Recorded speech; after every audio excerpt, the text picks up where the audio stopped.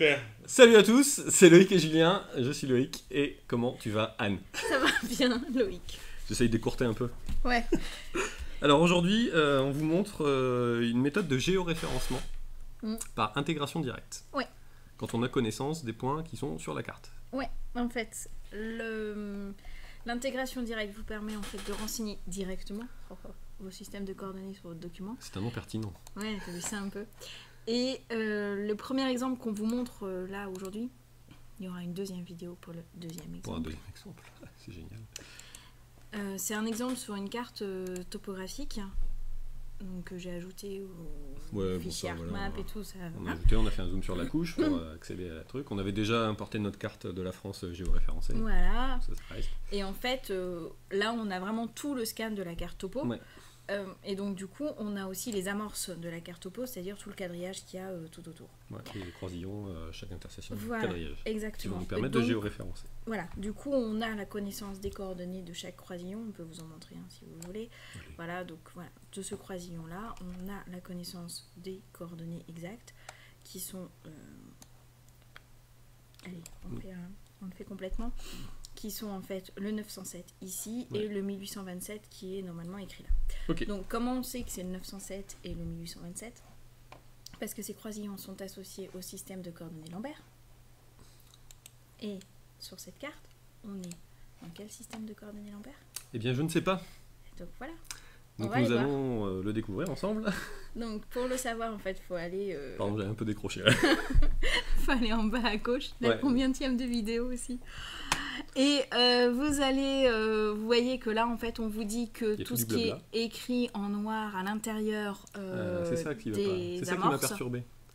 Au niveau du croisillon, tu as regardé ce qu'il y avait écrit en bleu. Non, en noir. Non.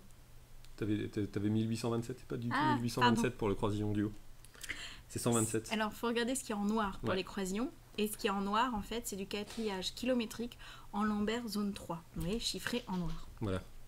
Et les croisillons sont associés à ce système-là. C'est ça. Okay. Donc, la première chose à faire avant de géoréférencer, c'est dire à ArcGIS qu'on va être dans un système Lambert. Zone 3. Voilà. Donc, on va faire clic droit sur la couche, propriété, onglet système de coordonnées, et là on va chercher. Alors, le Lambert est un système de coordonnées qui est projeté. Donc, vous allez dans le système de coordonnées projeté. C'est un système associé à la France, donc vous allez le chercher dans grille nationale, France, et là vous allez chercher le Lambert zone 3. Lambert zone 3, pardon. NTF Lambert zone 3. Voilà, et vous faites OK.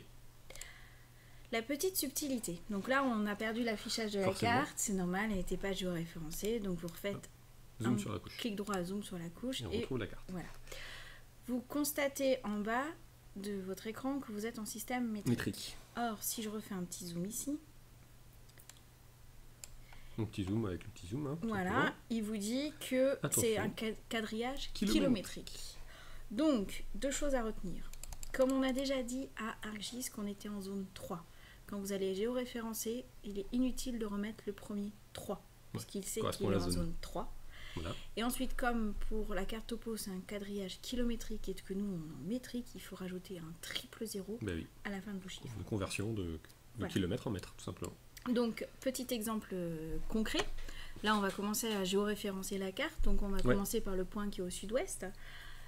Et pour pouvoir faire tranquillement votre géoréférencement sans que votre carte parte dans tous les sens, vous allez dans géoréférencement et vous désactivez l'ajustement automatique. Oui, parce que sinon, dès que vous allez géoréférencer le premier point, et ben, il va l'ajuster. Voilà, il va vouloir vous le repositionner comme là où il devrait être, et donc ça va être un peu...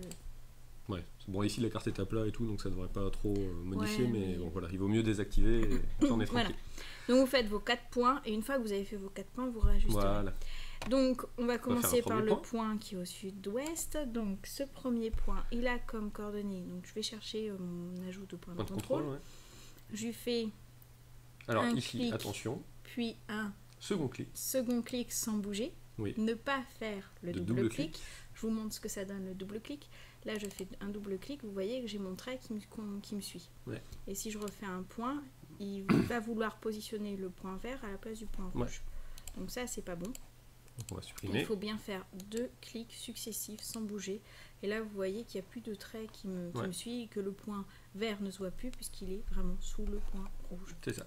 Voilà. Donc là, on va supprimer les 2 points qu'on a fait en plus. On a le point qui est déjà créé donc sur le petit croisillon qui était en 908 et 108.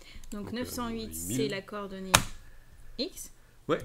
Donc on lui met 908 dans la colonne X carte avec un triple 0. Parce qu'on va en mettre. Voilà. Et ensuite, pour Y carte, on lui met 108 triple 0. Voilà, donc on ne remet pas le 3 qui est devant, ça correspond au Lambert Zone 3. Ok. Donc là, vous voyez que là, il veut vraiment aller me le déplacer très très loin. Oui, forcément. Ouais. C'est en fait que le point vert, il sait qu'il doit aller le positionner à la place du point rouge très loin. Quelque part dans la France, sûrement. Voilà. Parce que c'est un bout de la France. Alors on va faire pareil pour les autres points. On va prendre par exemple celui du nord-ouest, c'est ça que tu es parti faire? Oui. Si ça se produit, c'est-à-dire que vous ne voyez plus rien à l'écran, vous venez cliquer ici sur actualiser la vue et en fait il vous rafraîchit l'affichage. Oui. Donc ici on a un point croisillon qui est en 907 127. Il est là. Voilà.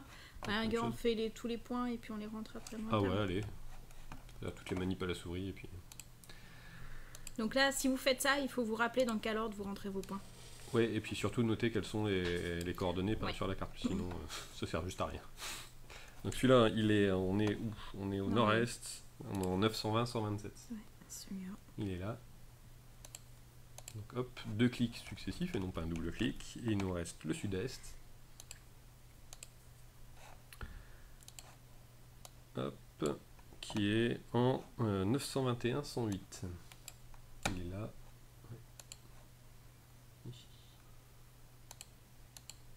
Voilà. Ok, donc une fois que vous avez fait, voilà, vous revenez à la table des liens. Donc le nord-ouest. Le nord-ouest, 907 000, 127 000.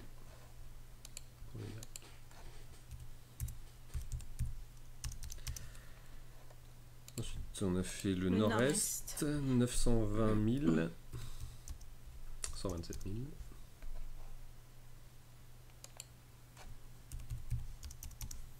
Et le sud-est 921 000, 108 000.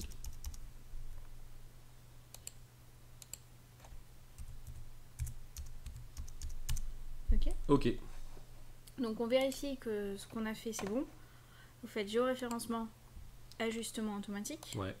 Là du coup, tout disparaît parce qu'il va bien vous positionner votre carte. Donc pour savoir si votre carte est bien positionnée, vous recliquez dessus. Enfin, vous faites un clic droit sur votre carte. Zoom sur la couche. On se concentre dessus. Zoom sur la couche. Donc là on voit qu'il l'a légèrement fait pivoter. Ouais. Et normalement si tout se passe bien, voilà, la carte était Pierrefeu du Var, donc on est bien dans le Var, tout va bien. Ouais. Donc le géoréférencement a marché. Donc du coup, on prend la table des liens. On l'enregistre. Voilà, on enregistre la table des liens. Vous voyez qu'on a une erreur de 8 mètres. C'est pas mal. Voilà, on accepte.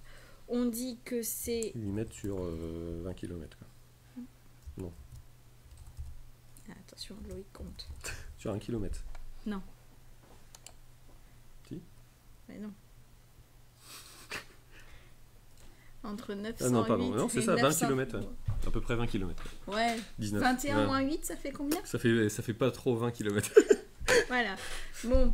On a une erreur sur 13 km. Voilà, 8 mètres sur 13 km. Ouais, c'est pas mal. Hein, bon. On va pas lui demander de calculer le pourcentage parce que ça va faire trop là. Non, ouais, Donc pareil que pour tout géoréférencement, soit vous faites données exportées, ce qui est un peu plus long, mais soit vous ne changez pas en fait le fichier de départ, soit vous faites mettre à jour le géoréférencement et dans ce cas-là, automatiquement, votre carte se met à jour, les croisillons disparaissent et ainsi de suite. Et c'est géoréférencé. Voilà. C'est tout. C'est tout pour cette vidéo.